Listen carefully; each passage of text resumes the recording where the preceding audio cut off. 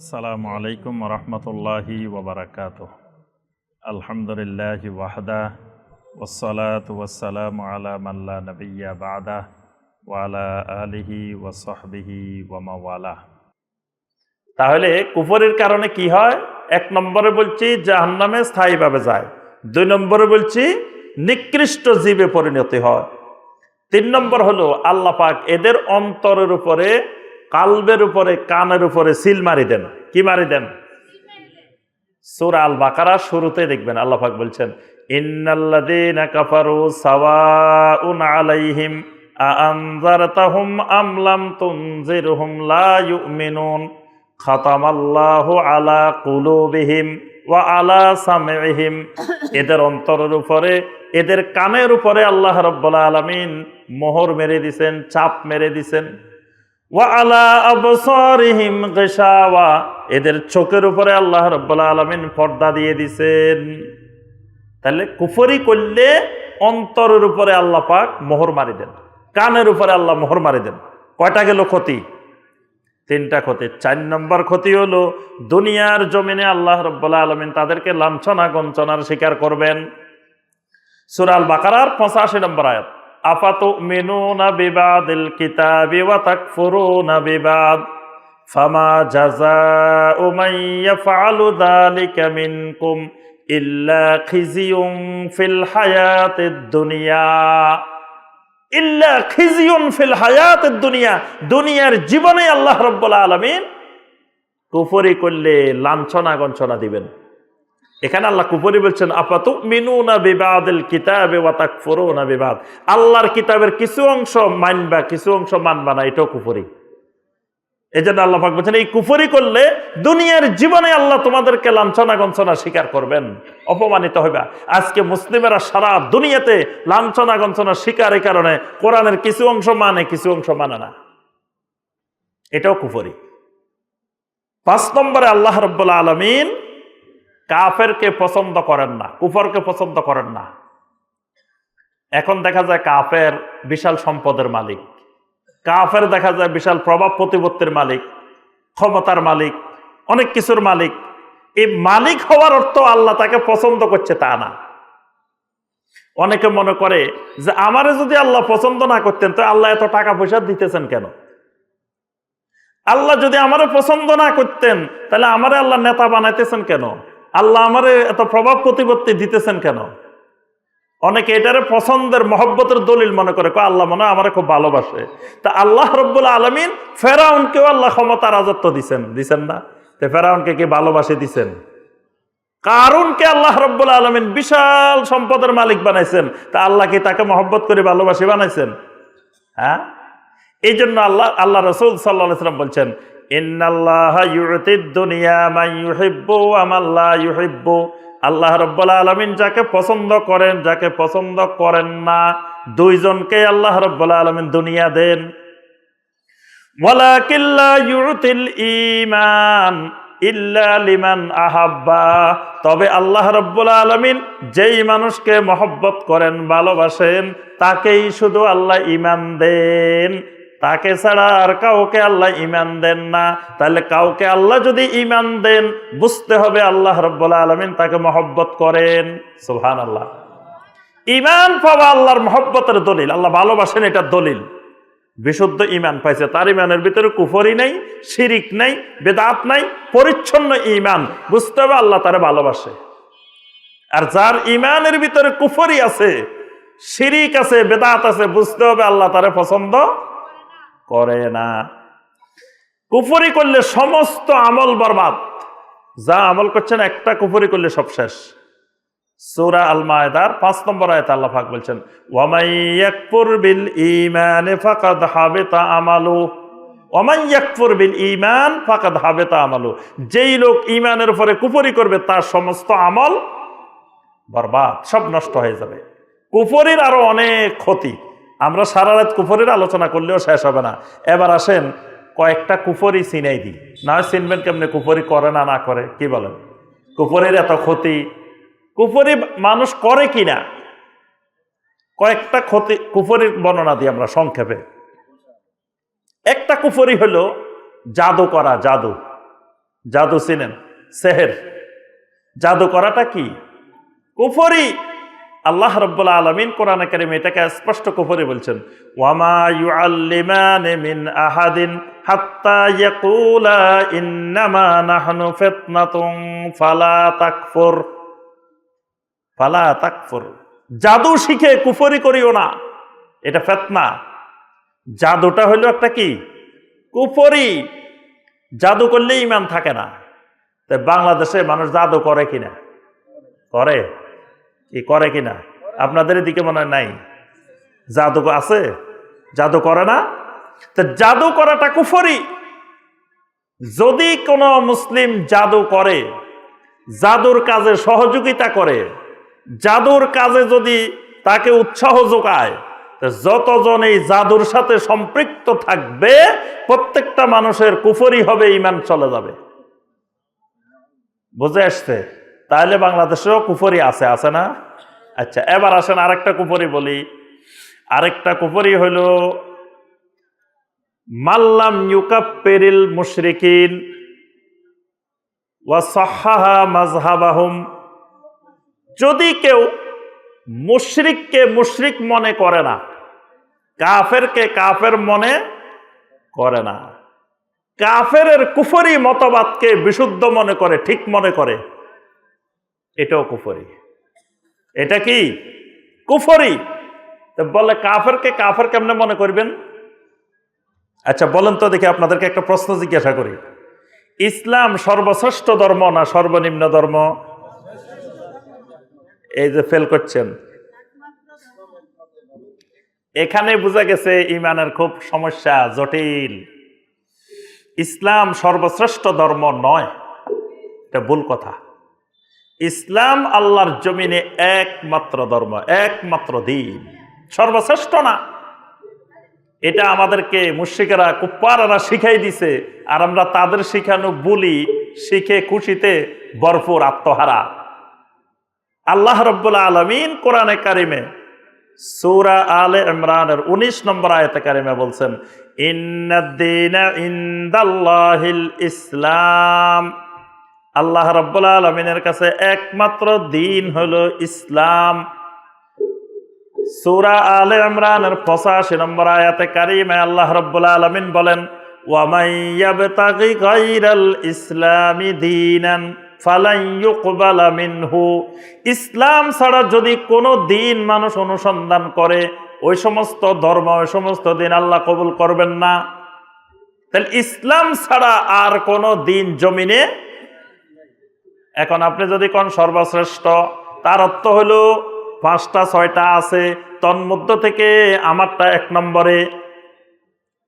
মানে আপনি যখন বললেন সর্বশ্রেষ্ঠ, তার অর্থ হলো এটা 1 নম্বরে, ইসলাম 1 নম্বরে, 2 নম্বরে একটা আছে, 3 নম্বরে একটা আছে, 4 নম্বরে একটা আছে, 5 নম্বরে একটা আছে। নম্বরের ভিতরে ঢুকাই দিচ্ছেন সবগুলারে। কিন্তু আল্লাহ রাব্বুল আলামিন নম্বরের মধ্যে ঢুকান নাই, সিরিয়ালে ঢুকান নাই, আপনি সিরিয়ালে ঢুকাই দিছেন। কি কৌশলে দেখেন আপনারে বোকা বানাই দিছে। ইমানের জ্ঞান না থাকার কারণে আপনাকে আমাকে বোকা বানাই দিছে। আমি আপনি কি খুশি, আরে আমি এমন ইসলাম মানতেছি যেটা সর্বশ্রেষ্ঠ। কে কইছে আপনারা সর্বশ্রেষ্ঠ? এটা জমিনে একমাত্র, এটার কোনো বিকল্প নাই। এটার বাহিরে গিয়ে কেউ জান্নাত পাবে? ইসলামের বাহিরে কেউ জান্নাত পাবে? যদি কেউ বিশ্বাস করে না ইসলামের বাহিরে অন্য কোনো দিন অনুসরণ করিও জান্নাত পাবে, তার ঈমান নাই, ঈমান ভেঙে গেছে। তাহলে কাফেরকে কাফের মনে করা, মুশরিককে মুশরিক মনে করা, এটা ফরজ। যদি মনে না করেন ঈমান নাই, কুফরি। কেমনে মনে করবেন? ইমানদারে ইমানদারে হবে বেলায়াত ওয়ালা, বন্ধুত্ব। ইমানদারে ইমানদারে কি হবে? বন্ধুত্ব। ইমানদারে আর কাফেরে কখনো বন্ধুত্ব হবে না। ইমানদারের অন্তরে কাফের প্রতি কোনো মহব্বত থাকবে না। বাহ্যিক সদ্ব্যবহার থাকবে, বাহ্যিক আচরণ ভালো থাকবে, বাহ্যিক লেনদেন থাকবে, কিন্তু অন্তরে মুসলিম কখনো কুফফারকে, মুশরিককে মহব্বত করতে পারে না। করলে কি হবে? কুফরি হবে। এখন দেখেন মুসলমানের ছেলে, কাফেরেরা যেমনে চুল কাটে, মুসলমানের ছেলেটাও তেমনে চুল কাটে। দোকানে চুল কাটতে গেছে, চারিদিকে চুলের ডিজাইন আছে, জিজ্ঞেস করে আপনি কোনটা কাটবেন, তো ওই কয় এটা দেখাই দিয়ে, তো ওইটা দেখাই দিলে ওইটার ডিজাইনে কাটে, তো ওইটা কে? যেটা দেখাই দিছে এটাকে মুসলিম না অমুসলিম? কুফফার, মুশরিক। তা এখন মুশরিকের অনুকরণে চুল কাটা মানে কি? সে ওই মুশরিককে মহব্বত করে অন্তর থেকে। এই মহব্বত করাটা কুফরি। এই মহব্বত করা কি? কুফরি। ওই কাফের, ওই মুশরিক যেমনে দাড়ির ডিজাইন, যেমনে এখান দিয়ে কাটছে, এখান দিয়ে রাখছে, এখান দিয়ে কাটছে, সেও ওই রকম দাড়ি রাখে। সে কাফেরকে কাফের মনে করে নাই, কাফেরের মহব্বত তার অন্তরের ভিতরে ঢুকে গেছে। ওই মুশরিক এমন একটা প্যান্ট পরছে এখান দিয়ে ছিঁড়া, সেও তার প্যান্টটাকে এখান দিয়ে ছিঁড়ে ফেলছে। কার মহব্বতে? ওই কুফরির মহব্বতে। ওই কাফেরের মহব্বতে ওই যে নম্বরের গেঞ্জি গায়ে দে, সেও সেই নম্বরের গেঞ্জি গায়ে দিয়ে হাতে। কুফারের মহব্বত, মুশরিকের মহব্বত ঢুকে গেছে। এইভাবে দেখবেন সমাজের রন্ধ্রে রন্ধ্রে কুফারের সংস্কৃতি, বিজাতীয় সংস্কৃতি সয়লাভ আছে না নাই?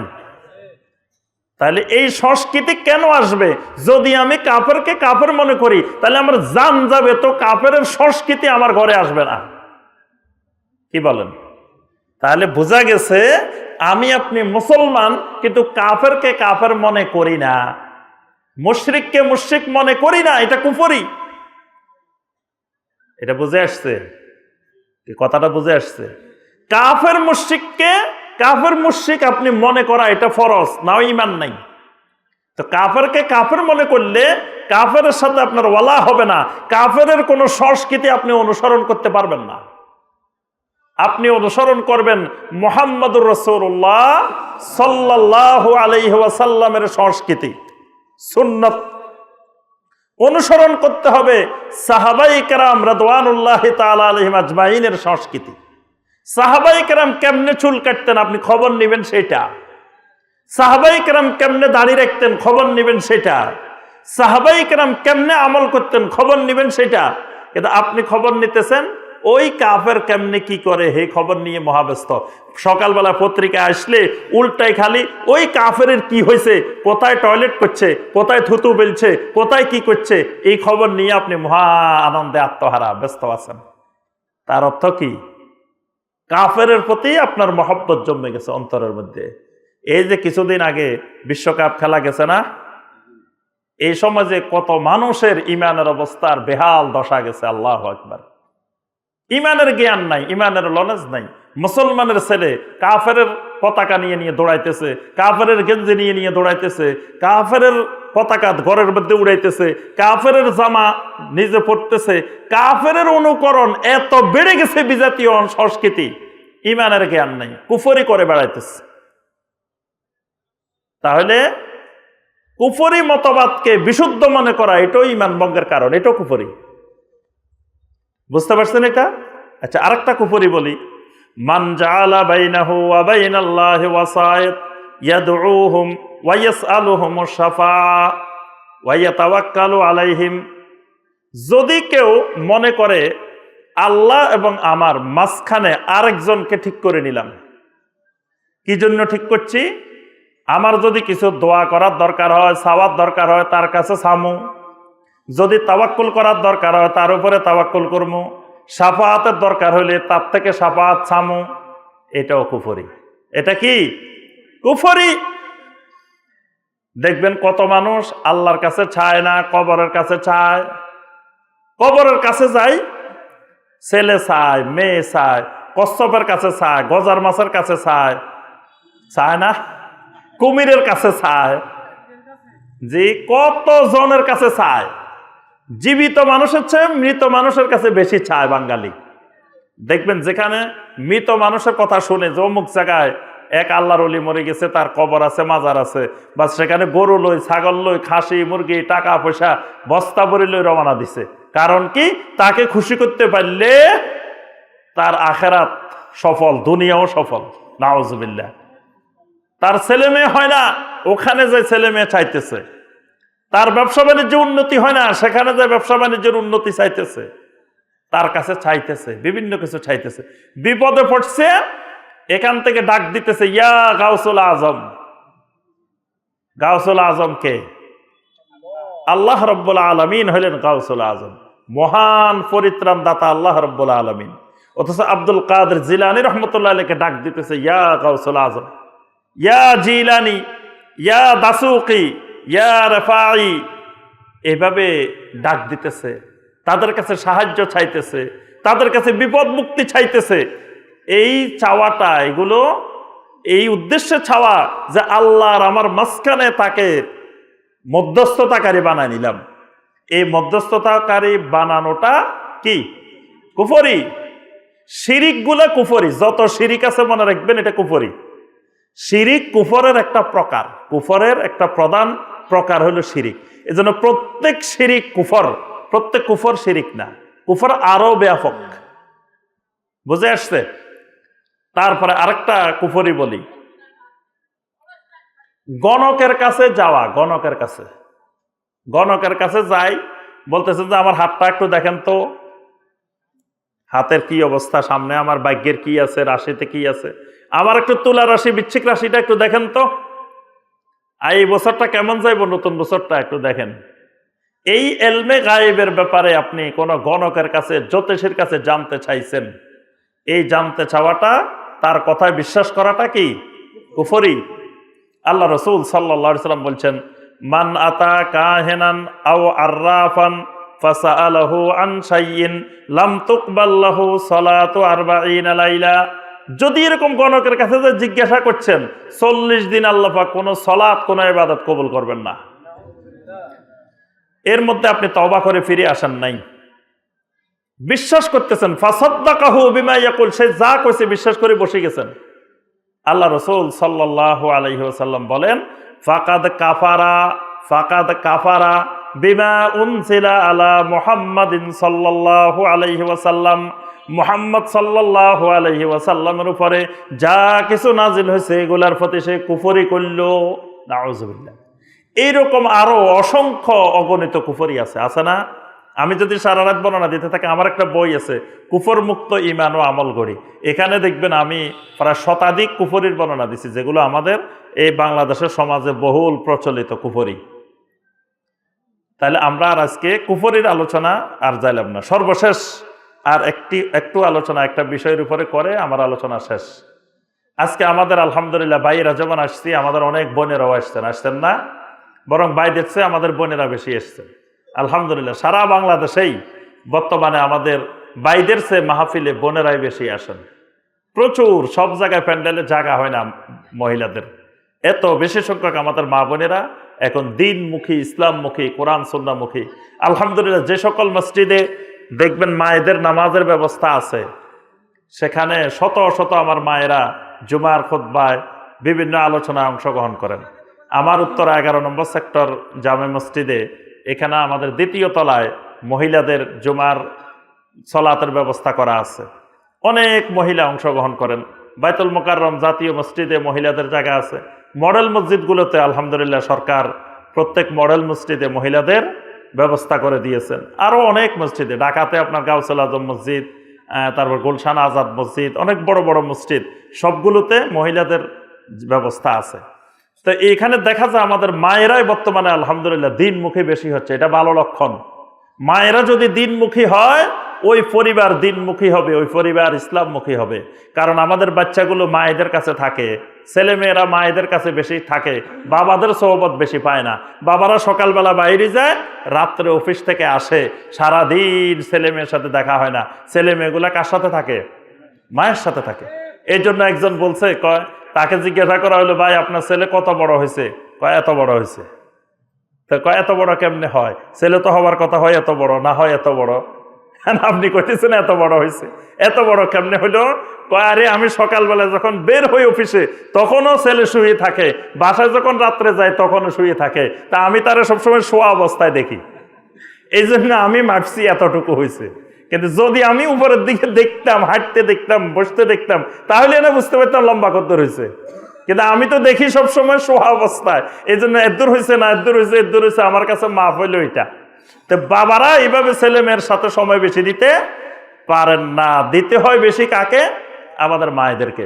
আমাদের মায়েদের যদি আকীদা বিশুদ্ধ হয়ে যায়, মায়েরা যদি কুফর মুক্ত হয়, মায়েরা যদি শিরিক মুক্ত হয়, মায়েরা যদি বেদাত মুক্ত হয়, মায়েরা যদি দিনদার হয়, তো ওই পরিবারের ছেলে মেয়েগুলো আলহামদুলিল্লাহ দিনদার হয়ে যাবে।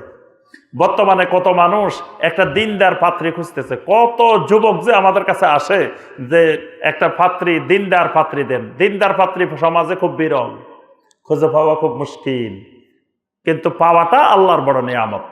আল্লাহ রাসূল সাল্লাল্লাহু আলাইহি ওয়াসাল্লাম বলছেন, তোমরা সবসময় ফাজফুর বিজাতে দিন, বিয়ে করতে গেলে দিনকে সবচাইতে অগ্রাধিকার দিবা। কারণ মা যদি দিনদার না হয় তো সন্তান দিনদার হওয়ার সম্ভাবনা কম, কষ্টকর। আলহামদুলিল্লাহ, আমার মায়েদের উদ্দেশ্যে যে নসিহত, সেটি হলো, আমার মায়েরা, আল্লাহ রাব্বুল আলামিন আপনাদেরকে খুব মহব্বত করেন, আমাদের চেয়ে আপনাদেরকে বেশি ভালোবাসেন। এই জন্য আল্লাহ রাব্বুল আলামিন আপনাদেরকে নবী রাসূল বানান নাই, কিন্তু নবী রাসূলদের মা বানাইছেন। সুবহানাল্লাহ। নবী রাসূলদের কি বানাইছেন? মা বানাইছেন। নবী রাসূলদের স্ত্রী বানাইছেন, নবী রাসূলদের মেয়ে বানাইছেন।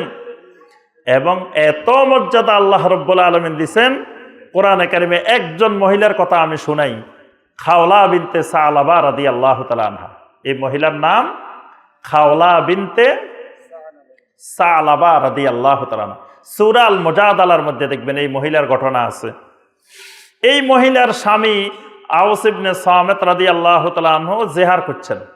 জেহার মানে জাহিলি যুগে স্ত্রীকে যখন তালাক দেওয়ার ইচ্ছা করতো, তালাকের সিস্টেম ছিল না, বলতো যে তুমি আমার মায়ের মতো, আনতে আলাইয়া কা জহরে উম্মি। এই কথা বললে স্ত্রী তালাক হয়ে যেত। এখন উনি তাকে বলে ফেলছে আনতে আলাইয়া কা জহরে উম্মি। খাওলা বিনতে সালাবা রাদিয়াল্লাহু তাআলা আনহা নবী সাল্লাল্লাহু আলাইহি ওয়াসাল্লামের কাছে গেছেন, যাই বলতেছেন, ইয়া রাসূলুল্লাহ সাল্লাল্লাহু আলাইহি ওয়াসাল্লাম, এই মানুষ তো, আমার স্বামী তো একটা কারবার গটাই ফেলছে, কিন্তু রাগের মাথায় গটাই ফেলছে, বুঝে নাই আমি চলে গেলে কি হইব। দেখবেন বুড়ির কত দরকার, বুড়া প্রথমে বুঝে না। যদি কয়দিন ওই বুড়ি যদি মেয়ের বাড়ি যায়, তখন বুড়া বুঝে যে বুড়ির কত দরকার। যৌবন বয়সের চেয়ে বৃদ্ধ বয়সে স্ত্রীর বেশি দরকার, কিন্তু মেজাজ এত কড়া, দোনোটা খালি ঝগড়া করে সারাদিন। বুড়া বুড়ি কি করে? ঝগড়া করে। আবার একজনের ছাড়া একজন থাকতেও পারে না, যখন একসাথে থাকে ঝগড়া করে, খালি একতালাপ করে। বুড়া একটা করলে বুড়ি এটার উল্টা কয়, বুড়ি একটা করলে বুড়া উল্টা কয়, একতালাপ চলতে থাকে, একসাথে থাকে। যদি মাঝখানে না থাকে তো বুঝে একটার আর একটার কি দরকার, কারণ তার গরম পানিটা দরকার, পানটা একটু ছেঁচি দেওয়া দরকার, এই খেদমতটা দরকার, এটা দরকার। তো এটা বুড়ি যেমন বুঝবো, ছেলের বড় এরকম বুঝবে না এই খেদমত। এই জন্য বৃদ্ধ বয়সে আরো বেশি দরকার। এখন তো রাগের মাথায় জেহার করে ফেলছে, এখন উনি যে চলে গেলে তার কি অবস্থা হবে।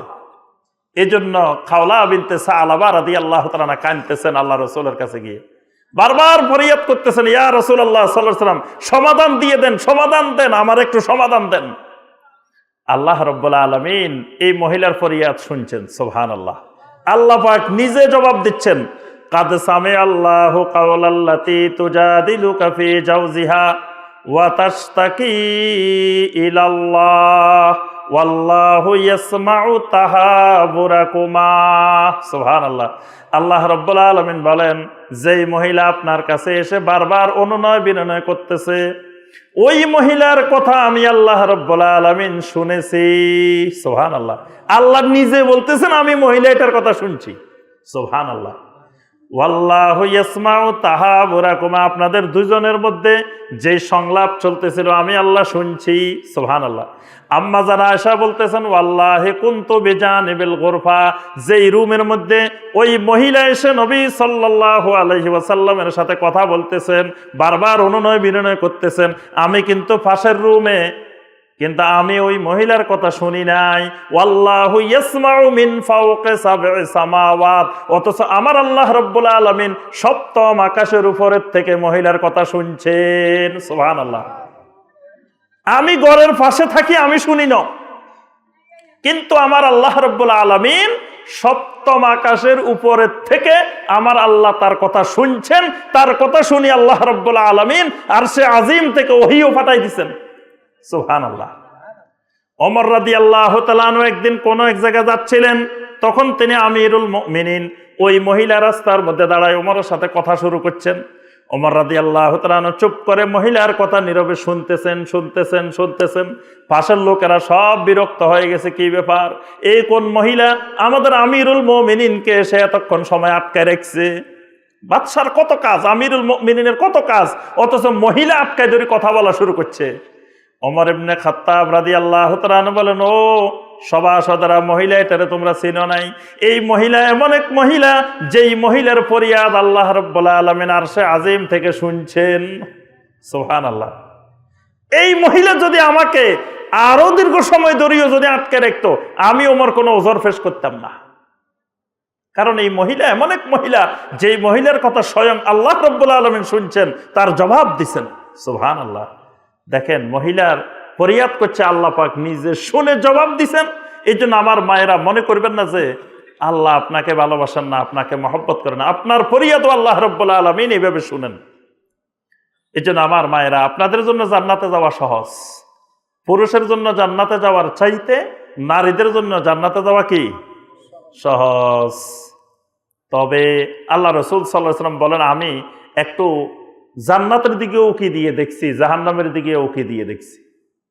কিন্তু জান্নাতের দিকে উকি দিয়ে দেখলাম, ফারাআইতু আকসারা আহলিহা আল ফুকারা, দেখলাম বেশিরভাগ জান্নাতি হলো গরিব মানুষ। পয়সাওয়ালারা জান্নাতে কম, ধনী মানুষ জান্নাতে কম, গরিব মানুষ জান্নাতে বেশি দেখছি। আবার জাহান্নামের দিকে একটু উকি দিয়ে দেখলাম, ফারাআইতু আকসারা আহলিহা আন-নিসা, জাহান্নামের মধ্যে দেখলাম পুরুষের চাইতে নারী বেশি। অথচ নারীর জান্নাতে যাওয়া সহজ, নারী তো জান্নাতে বেশি থাকার কথা, তার নারী জাহান্নামে বেশি কেন? দেখবেন, পরীক্ষা যদি বেশি সহজ হয় ফেল করে বেশি, যদি প্রশ্ন বেশি সহজ হয় ফেল করে বেশি। এটা জানেন, আমরা তো সবসময় পরীক্ষার প্রশ্ন করি না। যদি একেবারে সহজ প্রশ্ন করি দেন, ফেল করব বেশি। কারণ যারা ছাত্র, এরা মনে করে প্রশ্নগুলো আসবে না, এত সোজা প্রশ্নকে আসে নাকি পরীক্ষায়, এই কথা মনে করি এগুলো পড়ে না, কঠিনগুলো বেশি বেশি পড়ে। তো দেখা যায় যদি টিচার যদি ওই সহজ করে দেয় প্রশ্ন, তখন দেখা যায় ফেল করে বেশি, নাম্বার কম পায়। আল্লাহ রাব্বুল আলামিন নারীর জন্য জান্নাত সহজ করে দিছেন, কিন্তু নারী ফেল করে বেশি, জাহান্নামে চলে যায় বেশি। কারণ কি? ওই সহজ জিনিসগুলাকে শয়তান তার সামনে কঠিন করে তোলে। সে বুঝতে থাকে, মনে করতে থাকে, মনে হয় এগুলা কত না কঠিন, অথচ আল্লাহ রাব্বুল আলামিন তাদের জন্য জান্নাত সহজ করে দিছেন। এই জন্য আমার মায়েরা কয়েকটা কাজ গুরুত্ব দিয়ে করবেন, আল্লাহ জান্নাত সহজ করে দিবেন। 1 নম্বর কাজ, আমার মায়েরা আকীদা বিশুদ্ধ করবেন। মায়েদের আকীদা বেশি খারাপ থাকে, পুরুষের চেয়ে মহিলার আকীদা বেশি খারাপ। কি ঠিক কিনা? এটা নাতি হয়েছে, নাতি হওয়ার পরে দাদা কিচ্ছু কয় না, দাদি কয়, এই বুড়া কই বসে রইছ কেন এখনো, তাড়াতাড়ি যাও আমার নাতির জন্য তাবিজ নিয়ে আসো। দাদা কিন্তু তাবিজের জন্য দৌড় দেয় নাই, তাবিজের দিকে পাঠাইছে কে? দাদি। না নিয়ে নানারে কয়, এই তাড়াতাড়ি যাও আমার নাতির জন্য ইয়া নিয়ে আসো, তাগা নিয়ে আসো, সুতা নিয়ে আসো, ওই এটা নিয়ে আসো, ওইটা নিয়ে আসো, বলো না এগুলা? তাহলে শিরকের দিকে দাবিত করে কে? দাদার চেয়ে দাদি বেশি। তাহলে বোঝা যায় এই ক্ষেত্রে পুরুষেরা নারীর চেয়ে আগানো বেশি। তারপরে দেখবেন একটু বিপদে পড়ছে, কারো একটু বিপদ হয়েছে, ওই লোকটা কিন্তু সহজে মান্নাত করে না, পুরুষ লোকটা। মহিলাটা উঠি কয়, আল্লাহ এই বিপদ থেকে আমারে বাঁচো, অমুক মাজারে একটা গরু দিয়ে দিমু, অমুক জায়গায় 10 ডেকসি সিন্নি দিয়ে দিমু, অমুক জায়গায় 1000 টাকা দিয়ে দিমু, অমুক মাজারে অমুক কবরে। এরকম পুরুষের চেয়ে মহিলারা বেশি মান্নত করে, বেশি করে না? তারপরে দেখবেন মাজারগুলোতে যাই দেখবেন সেজদাকারী যারা আছে, পুরুষের চেয়ে মহিলারা সেজদা করতেছে বেশি। আমি বাংলাদেশে মোটামুটি কোনো মাজার বাকি নেই যেখানে যাই নেই, সরাসরি দেখে আসিনি। সব জায়গায় গিয়ে গিয়ে দেখে আসছি কি চলতেছে। দেখছি যে পুরুষের চেয়ে মহিলারা সেজদা করতেছে বেশি, মহিলারা শিরিক করতেছে বেশি, মহিলারা বেদাত করতেছে বেশি। দেখবেন এই যে শবে বরাত আসলে হালুয়া, রুটি, তারপরে দুনিয়ার খাবার দাবার লই ব্যস্ত থাকে কারা বেশি? পুরুষের চেয়ে মহিলারা বেশি। যত বেদাত আছে দেখবেন মহিলারা অগ্রগামী, শিরিকে অগ্রগামী, সব জায়গায় অগ্রগামী। এই জন্য আমার মায়েরা, প্রথম কথা হলো আকীদা বিশুদ্ধ করেন, আকীদা বিশুদ্ধ করেন। অল্প আমলে সহজে আল্লাহ রাব্বুল আলামিন আপনাদেরকে জান্নাত দিয়ে দিবেন। কারণ আপনাদের কিয়ামতের ময়দানে হিসাব দেওয়ার জন্য দীর্ঘ সময় কত আয় করছেন, কত ব্যয় করছেন, এগুলোর হিসাব দেওয়া লাগবে না। পুরুষেরা এগুলোর হিসাব দেওয়া লাগবে। মিন আইনা ইকতাসাবাহু ওয়া ফীমা আনফাকাহু, কোথা থেকে আয় করছো, কেমনে কেমনে আয় করছো, কোথায় কোথায় খরচ করছো, এই হিসাব পুরুষেরা দেওয়া লাগবে। কিন্তু নারীদের এই হিসাব দেওয়া লাগবে না। আপনি সহজে জান্নাতে চলে যাবেন, কিন্তু আপনার আকীদা বিশুদ্ধ থাকা লাগবে। আকীদা কুফর মুক্ত হইতে হবে, শিরিক মুক্ত হইতে হবে, বেদাত মুক্ত হইতে হবে। 2 নম্বর, সালাতগুলো, নামাজগুলো যথা সময়ে আদায় করবেন।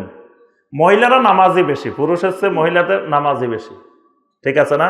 স্বামী নামাজ পড়ে না, দেখবেন মহিলারা নামাজ পড়ে বেশি। মহিলারা ফরজ তো পড়ে আলহামদুলিল্লাহ, নফলও পড়ে, অনেক মহিলারা তাহাজ্জুদও পড়ে, মহিলারা এই ক্ষেত্রে অগ্রগামী। কিন্তু কি করে জানেন? ওই ফজরেরটা জোহরে, জোহরেরটা আসরে, আসরেরটা মাগরিবে, এই জায়গায় গাফলতি আছে না? দেখবেন শুরু করছে ইফতারি বানানি, আসরের নামাজের খবর নাই। রমজান মাস আসলে আমরা পুরুষেরা ওই যে দিনের বেলায় জন খাইতে পারি না, রাত্রে এটার কাজা কাপ্পারা সহ আদায় করে নিতে হইব। এই জন্য রমজানে খাওয়ার বিষয়, খাওয়া বেড়ে যায় না? অথচ রমজান আসছে খানা কমানোর জন্য, কিন্তু উল্টা খানা বাড়ি গেছে। আর মহিলারা ইবাদত বন্দেগী ছাড়ি, মহিলারা কি করে? এই জোহরের পর থেকে শুরু করে ইফতারি বানানি। কোথায় কোরআনে কারিমের তালাওয়াত, কোথায় অন্যান্য আমল, কিচ্ছু নেই, খালি ইফতারি বানানি, খানা বানানি নিয়ে ব্যস্ত। আবার দেখা যায় আপনার শেষ 10 দিন আসছে, লাইলাতুল কদর চলতেছে, মা বোনেরা ইবাদত বন্দেগী বাদ দিয়ে মার্কেট মুখী হয়ে গেছে।